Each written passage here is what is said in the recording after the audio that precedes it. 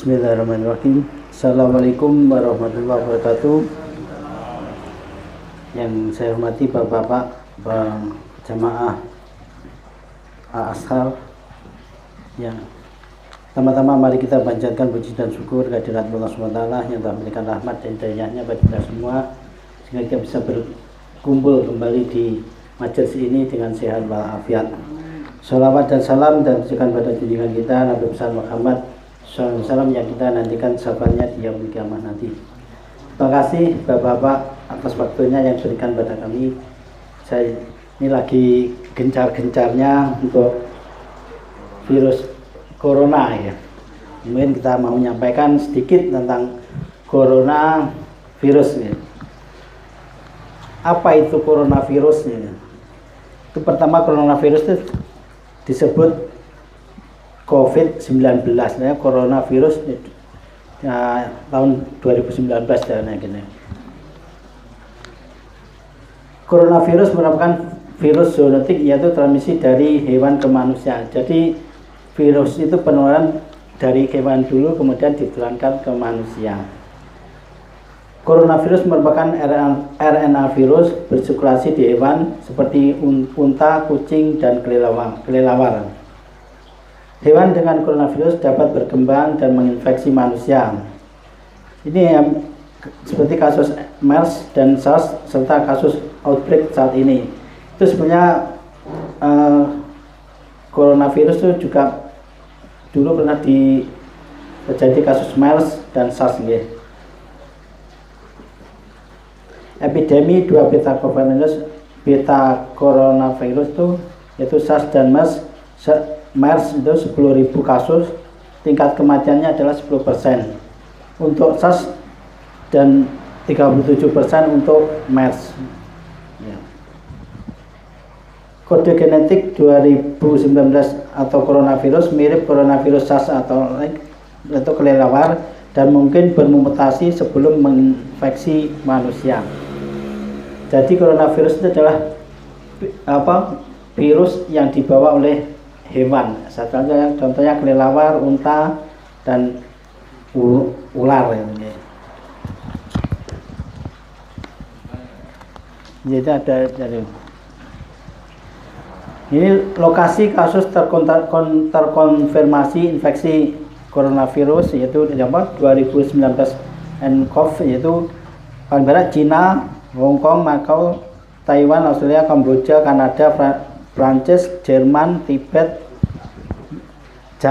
Jepang, Filipina, Malaysia, Nepal, Sri Lanka, Singapura, Thailand, terus Korea, Amerika, India, Vietnam, Finlandia, Arab, Spanyol, Belgia, Swedia, Italia, Finlandia. Ini Indonesia belum masuk tanggal 28 Januari ini. Berarti di Indonesia kan ketemunya kurang lebih 3 hari yang lalu ya, atau 5 hari yang lalu. Terjadinya terjadi penyakit itu atau patogenesisnya itu virus masuk ke dalam saluran napas atas, bereplikasi di sel epitel saluran napas atas, menyebar ke saluran napas bawah. Kemudian pada infeksi akut terjadi shedding virus dari saluran napas dan virus dapat masuk ke gastrointestinal atau usus atau lambung dan respon imun innate dan spesifik.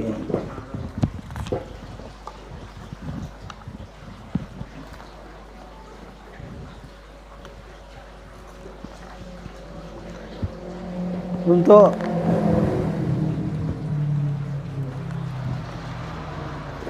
penularan coronavirus itu adalah dari manusia ke manusia juga bisa nggih. Melalui percikan via droplet atau percikan waktu kita bersin, waktu kita batuk, yaitu bisa menimbulkan penularan lewat situ. Kontak dekat personal, menyentuh atau jabat tangan. Tadi viral di YouTube atau di mana Donald Trump tidak mau disalami stafnya, jadi itu. Kalau Bapak Ibu sudah melihat di YouTube ada rekaman Donald mungkin pas rapat atau gimana, Donald itu mau disalami stafnya, tidak mau. Berarti Islam ini benar, salaman itu.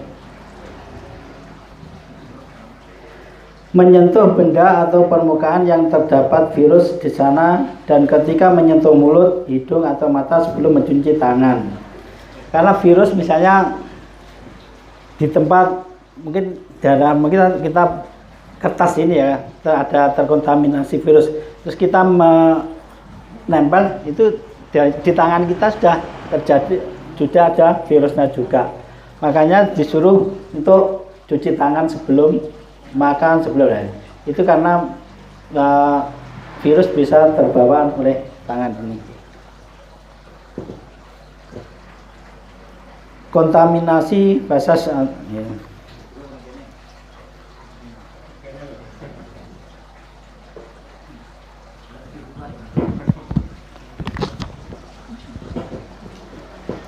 Tadi penularan transmisi melalui droplet atau percikan sekedar saluran napas. Transmisi melalui kontak atau kontak erat, kontak lingkungan tercemar. Droplet dapat dihasilkan pada saat tertawa, bicara, batuk, bersin. Bersin memproduksi sampai 40.000 droplet yang akan evaporasi memproduksi droplet dengan ukuran setengah sampai 12 in diameter. Batuk 3.000 droplet. Kalau bicara 5 menit menghasilkan 3.000. Berarti paling banyak itu adalah bersin ya. Mungkin kalau disarankan untuk pakai masker atau mungkin kalau pas yang sakit itu biasanya. Itu kalau pas bersin jadi tidak droplet percikannya tidak sampai menyebar kemana. Atau mungkin kalau pas batuk atau bersin pakai tangan itu. Lengan ini gini kalau batuk. Nah itu caranya itu mencegah terjadinya penularan lain. Jadi kalau kita batuk, kalau kita tidak bawa tisu, mungkin tidak bawa kaos tangan atau tidak bawa masker, ya ini ada lengan baju.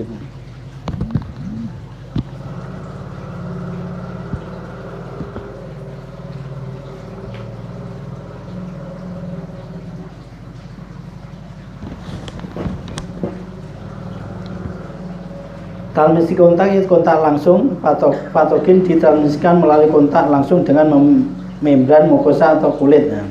Darah atau cairan tubuh masuk ke badan melalui membran mukosa atau kulit yang rusak, terutama dalam transmisi virus.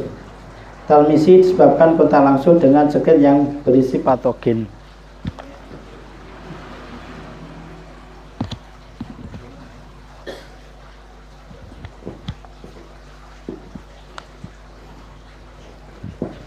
Kalau gejala, untuk gejala coronavirus itu hampir sama dengan influenza, flu biasa, tapi lebih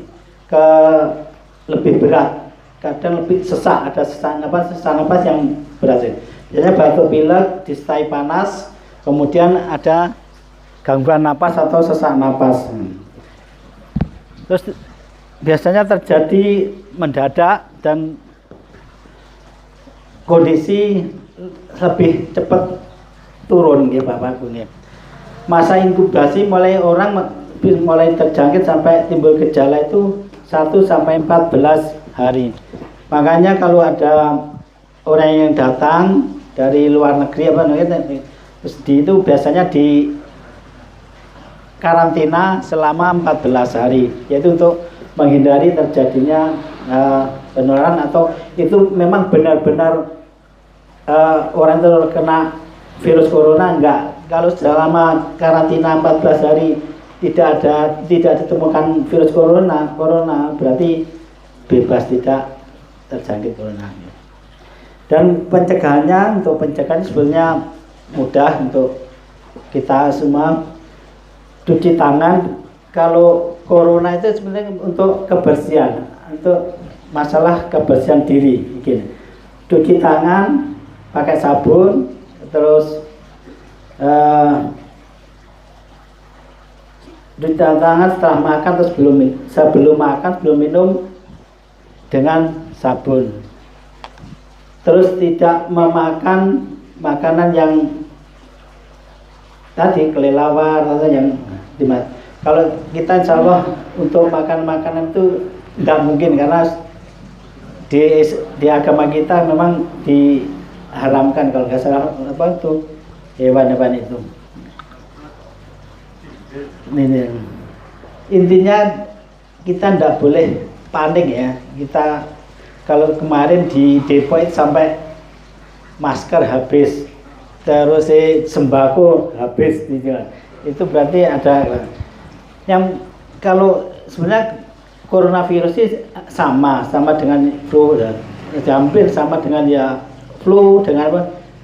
Memang penularan juga sama lewat droplet, lewat percikan, lewat anu. Nanti kalau misalnya untuk makanan itu diborong atau jadi nanti kasusnya kematian karena kematian kelaparan gitu. Kalau untuk coronavirus bisa dicegahnya itu tadi imunisasi belum ada untuk coronavirus. Ya insya Allah kita sudah, kalau kita menerapkan ajaran agama kita kalau mau sholat kan disuruh wudhu. Nah, wudhu yang benar itu sudah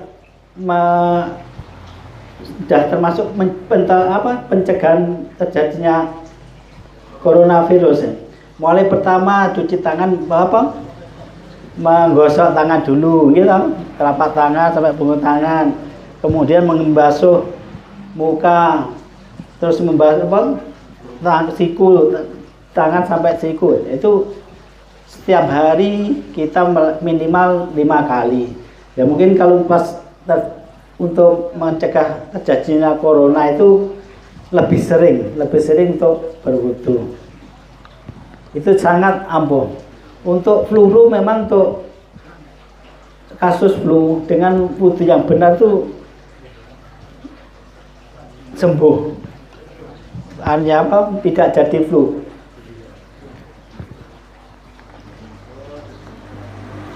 Terus untuk pengobatan kalau coronavirus memang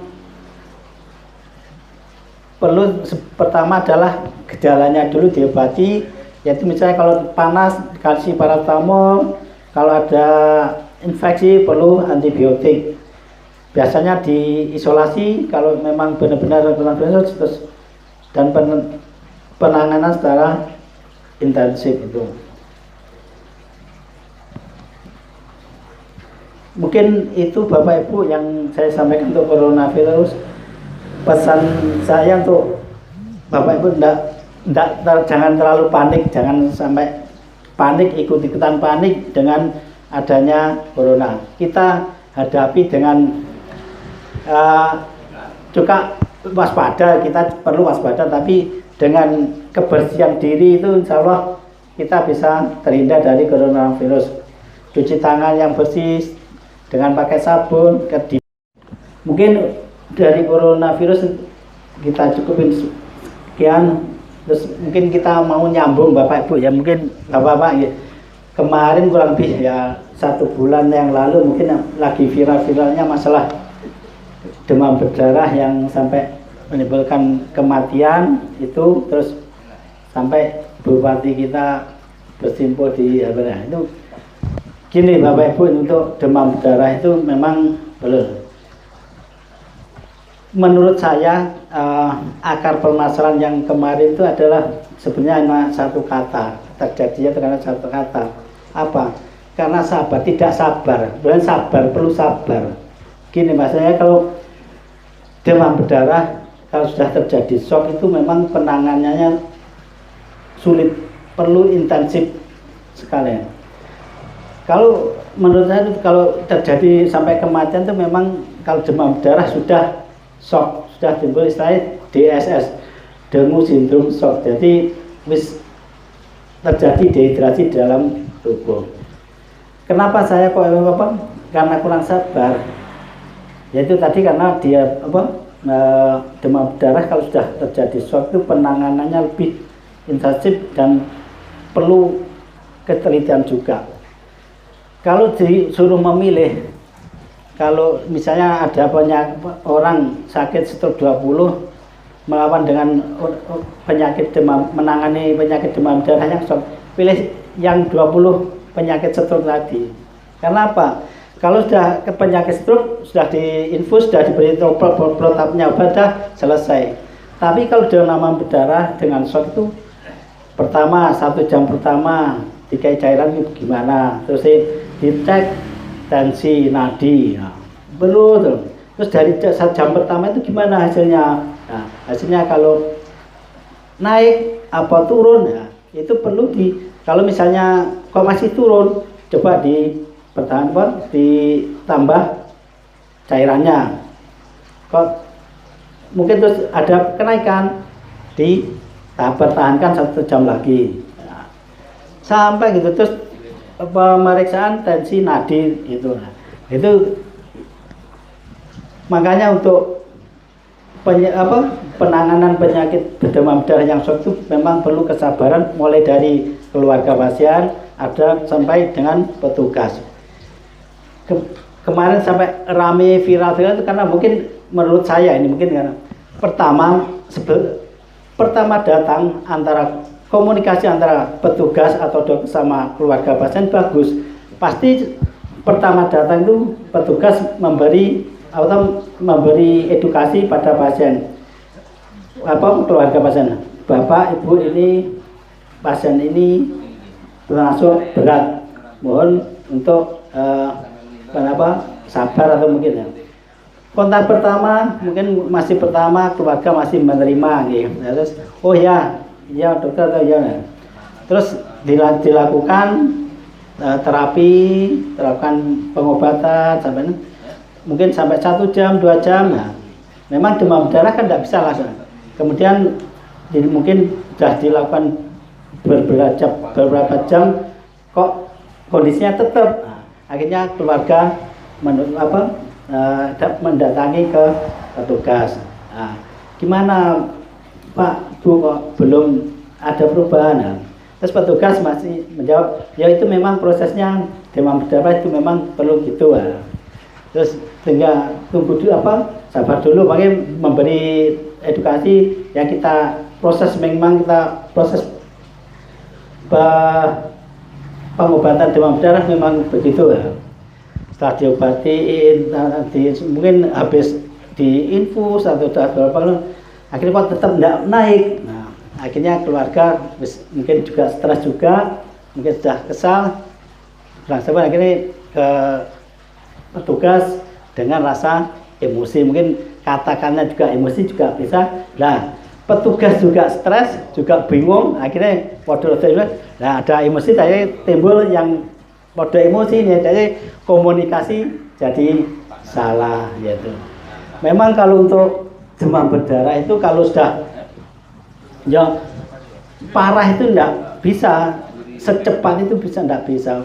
Walaupun dikasih infus berapa botol atau kolop itu, kalau memang trombositnya belum naik ya masih kritis ya. Walaupun sudah ditransfusi walaupun 6 atau masih turun-turun, berarti itu masih masa-masa kritis. Kalau mau dirujuk, kalau seperti itu dirujuk, memang untuk dokter juga tidak membolehkan. Karena apa? Karena kalau dirujuk nanti di tengah jalan tidak terkontrol, terus di jalan di ambulan kan goncangannya kan juga stres, malah meningkatkan fatal, jadi fatal nanti. Makanya untuk rujuk itu memang kalau sudah kondisi sudah stabil itu baru dilakukan rujuk ya. Kalau yang itu mungkin kalau memang belum stabil atau masih kritis, dokter mau merujuk juga tidak berani. Nanti di tengah jalan meninggal, yang disalahkan juga dokternya. Oh yang ini itu memang repotnya ke situ. Dan kalau di sini kan sudah di itu biasanya sudah kayak pemeriksaan tensi nadi jantung kan sudah termonitor, jadi enak. Oh dilihat sewaktu-waktu bisa. Yaitu memang untuk penanganan demam berdarah itu perlu kesabaran, memang harus sabar. Dan Allah sudah berfirman mungkin innallaha ma'as-sabirin, sebenarnya Allah bersama orang yang sabar, dan wasta'inu bis-sabri was-shalah. Jadikanlah sabar dan sholat sebagai penolong. Itu kalau benar-benar dijalankan, insyaallah selamat, insyaallah selamat. Kemudian yang kemarin kalau nggak salah dibawa pulang di rumah sampai nggak 2 jam sudah meninggal karena perlu cairan. Demam berdarah itu memang obatnya cuma cairan, pengaturan dengan cairan. Soalnya kalau memasukkan cairan itu perlu hitungan, benar-benar hitungan. Kalau sampai kelebihan bisa udim parah atau istilahnya kalau orang Jawa paru-paru ini kelelep jadi sewesek ya, jadi itu bisa memang perlu pengawasan yang ketat. Makanya kalau suruh milih menangani antara orang stroke sama demam berdarah, lebih baik menangani 20 orang stroke daripada menangani orang 1 demam berdarah yang shock. Perlu memang sangat-sangat stres. Dokter ini juga stres kalau menangani demam berdarah. Kok piye kok ndak naik itu ndak mungkin oleh dokter pengen mateni, ndak mungkin. Pasti walaupun nyebut terus kalau sampai meninggal tuh stresnya aduh Pak berhari-hari itu teringat kenapa ya kok begini, pasti gitu. Walaupun itu memang sunat termasuk takdir Allah, tapi kenapa kok masih gitu ya. Memang kalau demam berdarah itu kalau sudah terlambat betul-betul sulit.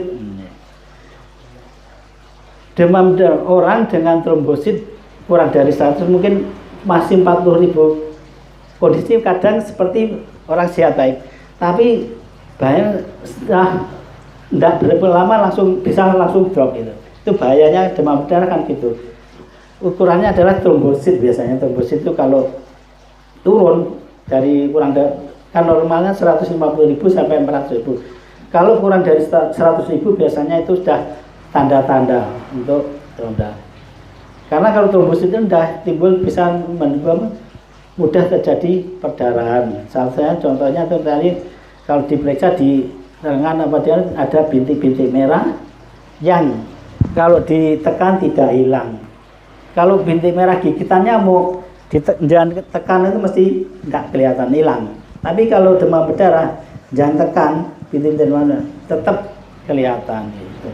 Salah satunya contoh Terus kalau memang sudah perdarahan banyak mungkin di dalam mungkin terjadi perdarahan di perut atau di lambung, bisa timbul muntah darah, berak darah itu. Ya, intinya mungkin pesan untuk mudah-mudahan tidak terjadi pada kita. Mungkin kalau di masyarakat atau mungkin memang musim demam berdarah sangat tinggi sekali. Kebetulan di wilayah kami setiap hari merujuk dengan demam berdarah. Kita merujuk ke rumah sakit dengan demam berdarah. Trombositnya itu di bawah 100, ada yang 60.000, ada yang 40.000, ada yang kita bawa ke rumah sakit. Memang untuk pengobatan demam berdarah adalah infus cairan, karena demam berdarah yang diserang adalah dinding pembuluh darah. Ada kebocoran dinding pembuluh darah, jadi di dalam tubuh. Jadi kalau sudah shock itu juga terjadi dehidrasi. Beda sama dehidrasinya diare atau murus. Kalau diare atau murus itu kan keluarnya kelihatan kita. Suruh oh itu kira-kira segini habisnya keluar berapa liter nah itu bisa diprediksi. Tapi kalau demam berdarah itu terjadi di dalam, jadi tidak bisa diprediksi. Atau kondisinya tensinya drop, tidak bisa diukur, nadinya tidak teraba, yaitu salah satunya untuk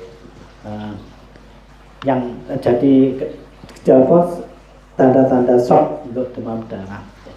Ya mungkin untuk pesan, nanti kalau memang ada saudara atau masyarakatnya yang ada demam berdarah terus terjadi shock yang trombositnya sangat rendah, mungkin disuruh sabar atau mungkin diberi bersabar, ikhtiar, dan mungkin banyak beristighfar dan berzikir berdalam. Itu semua serahkan yang untuk yang menangani mungkin ya. Di samping untuk ikhtiar syukur, jika kita serahkan ke yang ahlinya, gitu.